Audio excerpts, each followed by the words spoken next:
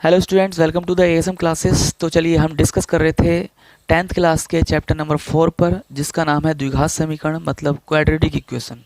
तो देखिए हमने 4.2 एक्सरसाइज को कंप्लीट कर लिया था और आज जो डिस्कस करेंगे हम करेंगे 4.3 पर। और 4.3 पर डिस्कस करने से पहले हमने कुछ पॉइंट्स को देखना है।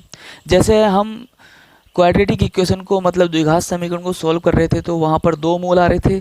अब दो मूल आ रहे थे, सॉल्व कर भी ले रहे थे, लेकिन वहाँ पर हमें प्रकृति नहीं पता था, मूलों का नेचर नहीं पता था, रूट्स का नेचर नहीं पता था। तो हमने सबसे पहले यही देखना है कि दो मूल तो वो आते हैं, लेकिन उनका नेचर, उनकी प्रकृति क्या होगी, वो वास्तविक होंगे, अवास्तविक होंगे या फिर बराबर होंगे, कैसे होंगे। ठीक है, तो यहाँ पर मैंने एक क्या कर रखा है, एक जर्नल इक्वेशन लिख रखी है क्वाड्रेटिक की। मैंने बताया ना फिर प्रीवियस क्लास में कि a x square plus b x plus c is equal to 0, ये general equation of quadratic equation होती है। ए नॉट इक्वल टू 0 भी होना चाहिए, क्योंकि अगर ए ही 0 हो गया तो ये क्वाड्रेटिक इक्वेशन नहीं बचेगी, ये द्विघात समीकरण बचेगी नहीं। क्योंकि अगर ए 0 कर दिया तो ये वाला टर्म्स क्या हो जाएगा, 0 हो जाएगा। कितना बचेगा, ये एक लीनियर इक्वेशन हो जाएगी फिर। ठीक है, तो इसका मतलब ए नॉट इक्वल टू 0 होना ही चाहिए। अब अगर ये क्वाड्रेटिक इक्वेशन है जर्नल फॉर्म में, ये अगर क्वाड्रेटिक इक्वेशन है तो क्या सीन आएगा, इसके जो मूल आएंगे उनकी प्रकृति क्या होगी। देखिए कंडीशन यहाँ पर कि बेटे अगर बी स्क्वायर माइनस 4ac ये वाला, इसका मान अगर 0 से बड़ा आ गया, 0 से बड़ा मतलब 0.2 0.3 1 2 3 4 5 कुछ भी आ गया, लेकिन 0 से बड़ा होगा, तो क्या होगा, इस इक्वेशन के दो वास्तविक भिन्न मूल होंगे, अलग अलग मूल होंगे। कहने का मतलब अगर एक x का मान 3 आया तो इसके अलग ही आएगा कुछ भी। मैंने मान लिया कि x का मान कितना 3 आया तो इसके अलग ही आएगा, चाहे x बराबर 4 आए, x बराबर 0.2 आए, कुछ भी आए, लेकिन इससे अलग आएगा। और वास्तविक का मतलब होता है रियल नंबर। रियल नंबर मतलब बस अंडर रूट के अंदर माइनस नहीं होना चाहिए, बाकी कुछ भी आ सकते हैं। क्योंकि अंडर रूट के अंदर माइनस आया था तो वो अवास्तविक में बोल जाता है, वो इमेजिनरी नंबर में पहुंच जाता है। तो अंडर रूट के अंदर माइनस नहीं आएगा, तो कुछ भी आए तो वो क्या होता है, वास्तविक होता है। ठीक है, अब उसके बाद बेटे ये देखिए यहाँ पर अगर इसका मान 0 का बराबर हुआ, ये कंडीशन दूसरी कंडीशन है, अगर इसका मान 0 का बराबर हुआ तो यहाँ पर वास्तविक मूल आएंगे। वास्तविक का मतलब अंडर रूट के अंदर माइनस नहीं आएगा, बाकी कुछ भी आ सकता है, लेकिन दोनों बराबर होंगे। कैसे, अगर एक x का मान 3 है तो दूसरे x का मान कितना भी होगा, 3 ही होगा। ओके, बराबर मूल आएंगे। अब तीसरी कंडीशन कि अगर इसका मान 0 से छोटा हुआ, 0 छोटा मतलब -1 -2 -3 -0.2 माइनस में हुआ, तो क्या होगा, तो कोई भी वास्तविक मूल नहीं होगा, इमेजिनरी मूल होंगे। मतलब अंडर रूट के अंदर माइनस जरूर आएगा, और जब अंडर रूट के अंदर माइनस आता है तो उसे हम बोलते हैं इमेजिनरी, मतलब अवास्तविक। ठीक है, काल्पनिक से बोलते हैं। ठीक, अब ये हमने कंडीशन पढ़ी, नेचर पढ़ा हमने किसका, मूलों का, कि मूलों का नेचर क्या होगा। अब सीधे हम एक्सरसाइज नंबर 4.3 पर आएंगे, लेकिन 4.3 पर आने से पहले मैं आपको श्रीधराचार्य का सूत्र बता देता हूं।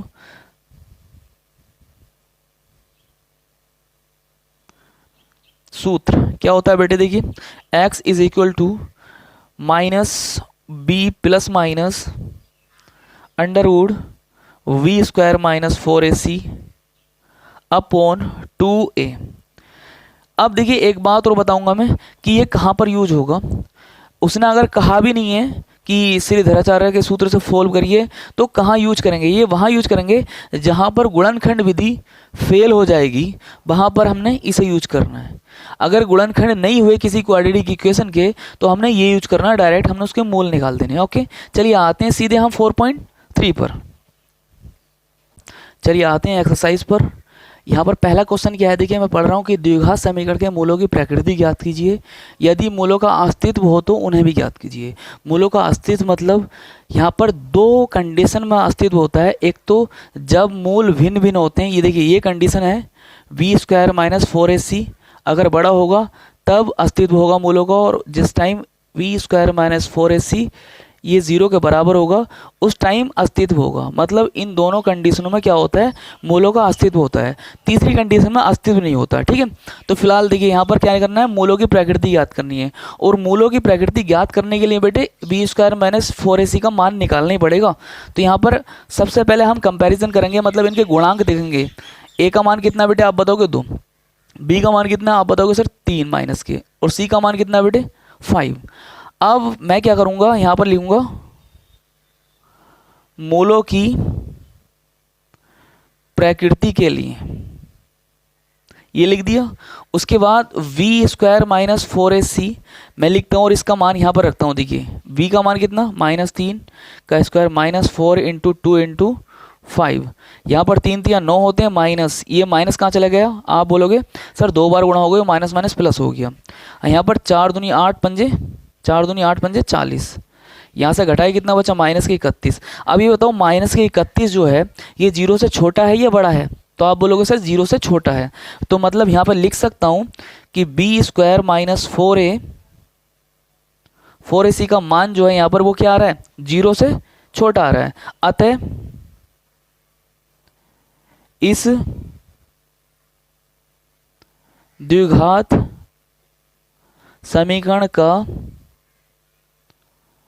अस्तित्व नहीं है, क्योंकि इसके तो काल्पनिक मूल आएंगे ना, तो इसका डायरेक्ट लिखना है, इसके इस समीकरण का क्या नहीं है, अस्तित्व नहीं है, और यहीं क्लोज करना है इसे। ठीक है, आगे नहीं बढ़ाना है।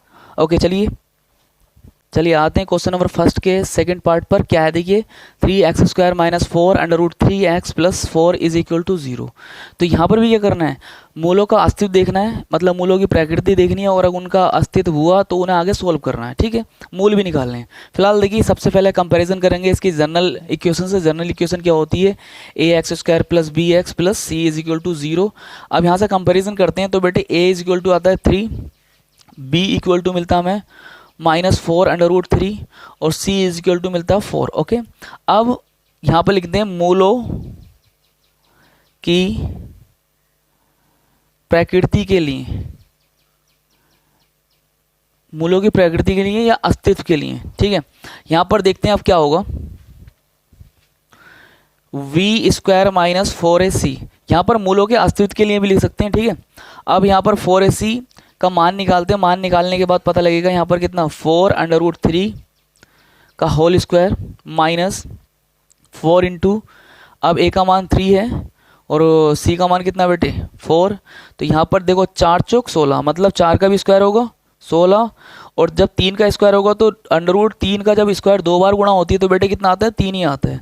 -4 × 12, 12 चौक 48, 12 चौक 48 होंगे, 4 × 12 चौक 48 और 16 × 48। तो यहाँ पर भी 48 आ गया और यहाँ पर भी 48 आ गया, ये कैंसिल हो गया इससे। तो ये कंडीशन कौन सी आई है, कंडीशन आई है v स्क्वायर माइनस 4ac बराबर 0 वाली। इसका अस्तित्व होगा नहीं होगा, हाँ। तो यहाँ पर लिखेंगे अतः इसका अस्तित्व होगा तथा 2 बराबर मूल होंगे, क्योंकि 2 बराबर मूल होगी कंडीशन तो फुलफिल की है यहाँ पर। अब देखो इसे सोल्व करना है। अब बेटे एक बात बताओ, इसे सोल्व करने के लिए क्या होगा, 3 चौक 12, 12 के ऐसे गुणनखंड जिन्हें जोड़ के इतना आना है। तो बताओ ये तुम्हें कंफ्यूज कर रहा नहीं कर रहा है कि सर ये कैसे ले आएंगे हम, तो डायरेक्ट यहाँ पर कौन सा श्रीधराचार्य का सूत्र लगाइए, टेंशन ना लीजिए। अब श्रीधराचार्य का सूत्र क्या होता है बेटे, x बराबर -b plus minus √ v square minus 4ac upon 2a। अब बेटे एक बात बताओ, यहाँ से मान रखवाइए, x बराबर -b कितना है बेटे, ये है माइनस के 4 √3, तो -4 √3, इस वाले माइनस से छेड़खानी नहीं, ये बाहर था। अब प्लस माइनस यहाँ पर लगाना जरूरी है। अब b स्क्वायर माइनस 4ac का मान क्यों कैलकुलेट करोगे, जब तुमने निकाल लिया कितना आया था, इसका 0 आया था ना बेटे। कहाँ पर 0 आया था, ये 0 आया, तो यहाँ पर 0 रखिए डायरेक्ट। आगे चलिए नीचे 2 इंटू a का मान कितना है 3, तो x बराबर कितना आ गया, यहाँ पर कितना गया 4 √3 प्लस माइनस 0 अपॉन 6। अब ध्यान से देखिए, यहाँ पर इस 0 को खत्म मत करिए, यहाँ से हटाइए मत, वरना गड़बड़ कर दोगे, क्योंकि 2 मूल आएंगे। अगर इसे हटा दो तुमने 2 मूल मिलेंगे नहीं आपको। अब देखिए यहाँ पर प्लस लेने पर, तो x बराबर प्लस लेने पर ये वाला प्लस ले लो, तो 4 √3 प्लस 0/6। अब देखो हटा दो 0, इसमें 0 जोड़ दो, तो अब करेंगे क्या, 4 √3 अपॉन 6, यहाँ से 2 बार कट गया, ये 3 बार कट गया, कितना आया 2 √3 अपॉन 3। ओके, x का मान इतना आ चुका है। यहाँ पर लिख देता हूँ x बराबर 2 √3 अपॉन 3, एक मान इतना आ गया। अब क्या लेने पर, माइनस लेने पर, तो माइनस लेने पर यहाँ पर माइनस कहाँ पर, यहाँ पर माइनस लेंगे तो x बराबर 4√3 माइनस 0/6। अब बेटे कितना आएगा बताना मुझे, अब भी उतनी आएगा 2√3/3। x का मान इतना ही आ गया। इमेजिन करिए, आप सोचो, आप बोलोगे सर यहाँ पर फ़र्क क्या पड़ा, आपने क्यों किया यहाँ पर, ये जीरो हटाया क्यों नहीं? क्योंकि इमेजिन करिए कि यहाँ पर जीरो था, जीरो के अलावा कोई और संख्या होती, इमेजिन करिए, तो दोनों अलग अलग फ़र्क पड़ जाता, माइनस करने प्लस करने, वो इत्तेफाक था यहाँ जीरो था, ठीक है। और दोनों मूल बराबर की कंडीशन थी, तो भाई साहब बराबर की कंडीशन देखिए, दोनों मूल बराबर होंगे तो ये वाला और ये वाला मान बराबर है ही नहीं है, दोनों बिल्कुल हैं। चलिए बढ़ते हैं नेक्स्ट क्वेश्चन पर, स्क्रीनशॉट लेना तो लीजिए। चलिए आते हैं क्वेश्चन नंबर फर्स्ट के पार्ट 3 पर, और पार्ट 3 यहाँ पर क्या है देखिए कि 2x² + 6x + 3 = 0। यहाँ पर भी क्या करना है, मूलों का अस्तित्व चेक करना है, मूलों की प्रकृति चेक करनी है, और उसके बाद अगर मूलों का अस्तित्व हुआ तो हमने क्या करना है, आगे सोल्व करना है। तो यहाँ पर कंपैरिजन करनी है, कंपैरिजन करने के बाद a का मान कितना आएगा 2, किससे कंपैरिजन करनी है, इसकी जनरल इक्वेशन से, ठीक है। अब यहाँ पर a का मान 2 आ गया, और b का मान आप बोलोगे सर 6 आ गया, और c का मान कितना आ गया 3। अब यहाँ पर क्या लिख दो, एक बार मैं लिख देता हूँ मूलों के अस्तित्व के लिए, अस्तित्व के लिए, कई बार मूलों की प्रकृति के लिए भी लिख सकते हो यहाँ पर, ठीक है। तो v² - 4ac निकालिए, b का मान कितना है 6 का स्क्वायर करिए -4 इंटू a का मान 2 इंटू इसका मान 3, 6 छः कितने होते हैं 36 माइनस 4 दूनी 8 3 24, ठीक है ओके। चलिए अब यहाँ से जब घटाएंगे तो इसे कितना बचेगा, 6 वो बचा, यहाँ 6 12 बचा ना, बिल्कुल 12 ही बचा, हाँ 12 बचा, 12 बचा, 12 बच गया। अब ये बताओ जो 12 है वो 0 से बड़ा है या छोटा है, तो आप बोलोगे सर 0 से बड़ा है, तो इसका मतलब लिख सकते हैं v² - 4ac का जो मान आया है वो 0 से बड़ा है। तो अतः यहाँ पर लिखेंगे अतः इस समीकरण का अस्तित्व होगा, मतलब इसका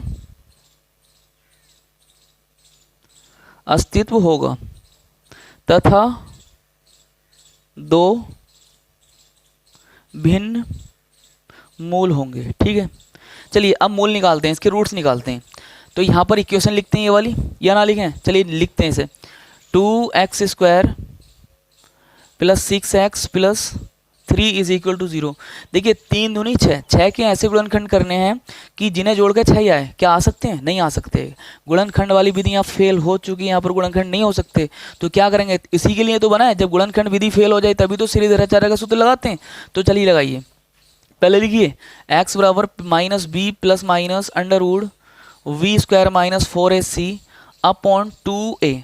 तो बेटे एक बात बताओ, b का मान यहाँ से उठा लीजिए, कितना 6 था, -6 आ गया, ये वाला माइनस यहाँ पर आ गया बेटे, प्लस माइनस अंदर कितना लिखें, इसका तो मान निकाला हुए हैं हम, कितना आया था 12 आया था बेटे, 12 रखिए, अपॉन 2 इंटू a का मान कितना आया 2, यहाँ पर 2 ही तो था बेटे ये।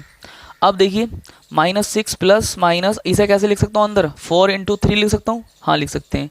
नीचे कितना हो गया 4 हो गया। अब मुझे एक बात बताओ बेटे, इस 4 का जो बाहर निकलेगा वो कितना आएगा, क्योंकि 4 का अंडर रूट कितना होता है 2 होता है, तो 4 का कितना बाहर आ जाएगा 2, और अंदर कितना रह जाएगा 3। तो अंडर रूट यहाँ पर -6 plus minus 2 under root 3 upon 4 x बराबर। अब देखिए यहाँ से दोनों में से कॉमन क्या आ रहा है, तो आप बताओगे कि सर कॉमन जो आ रहा है वो 2 आ रहा है, तो लीजिए माइनस के 3 बचेगा यहाँ पर, और प्लस माइनस अंडर रूट 3 बचेगा अपॉन 4 बचेगा। 2 से 2 4 कितनी बार कैंसिल होगा 2 बार, तो x बराबर -3 plus minus under root 3 upon कितना हो जाएगा बेटे यहाँ पर 2, और यही आंसर हो जाएगा। अब एक बार जोड़ के लिख सकते हो, जो अभी मैंने बताया था, एक बार जोड़ वाला चिन्ह ले सकते हो, एक बार माइनस वाला चिन्ह लेके कर सकते हो। तो x के 2 मान आएंगे और दोनों ही क्या आएंगे, अलग अलग आएंगे। फिलहाल आंसर शीट में यही आंसर दे रखा है। चलिए आते हैं क्वेश्चन नंबर 2 पर। क्वेश्चन नंबर 2 क्या कह रहा है बेटे, देखिए द्विघात समीकरण में k का मान बताइए यदि उनके मूल बराबर हों, ठीक है। तो कंडीशन दे रखी है मूल बराबर हो, और मूल बराबर की कंडीशन आपने पढ़ रखी है कि b² - 4ac बराबर 0 होती है, ठीक है। तो यहाँ से एक बात बताएं, सबसे पहली बात तो इसकी जनरल इक्वेशन से कंपैरिजन करने के बाद a का b का c का मान निकाल लीजिए। तो आप बताएंगे सर a का जो मान है ना वो 2 है, b का मान कितना है k है, और c का मान कितना है बेटे 3 है। अब यहाँ पर लिखेंगे मूल बराबर होने की कंडीशन, ओके। अब मूल बराबर होने की कंडीशन क्या होती है, b² - 4ac बराबर 0, ओके। अब देखिए क्योंकि उसने दे रखा है कि मूल बराबर है, तो मूल बराबर होने की कंडीशन यही होती है। तो यहाँ पर b का मान कितना k² आ जाएगा यहाँ पर -4 इंटू a का मान 2 इंटू c का मान 3, तो बराबर 0 भी लिख दिया। k²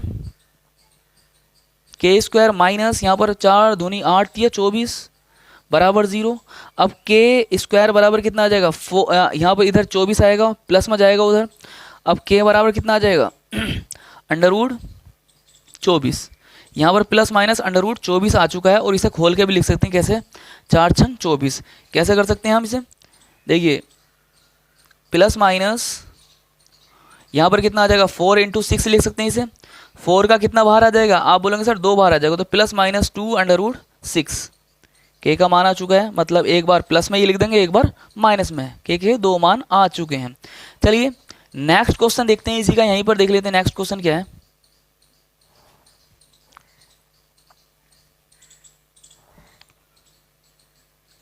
के एक्स माइनस 2 प्लस 6 बराबर 0। देखिए सेकंड क्वेश्चन यहाँ पर लिख रखा है के एक्स ब्रैकेट में x minus 2 plus 6 is equal to 0। तो सबसे पहले इस के एक्स के अंदर मल्टीप्लाई करिए, देखिए क्या मिलता है हमें, के x square minus 2 k x plus 6 is equal to 0। अब द्विघात समीकरण की फॉर्मेट में आया ये क्वेश्चन। तो यहाँ पर a का मान कितना होगा बेटे बताएं, k, v का मान कितना होगा माइनस 2k, c का मान कितना होगा 6। ओके, अब इसमें भी दिया हुआ मूल बराबर है, तो मूल बराबर होने की कंडीशन ओके क्या होती है, वी स्क्वायर माइनस 4ac बराबर 0।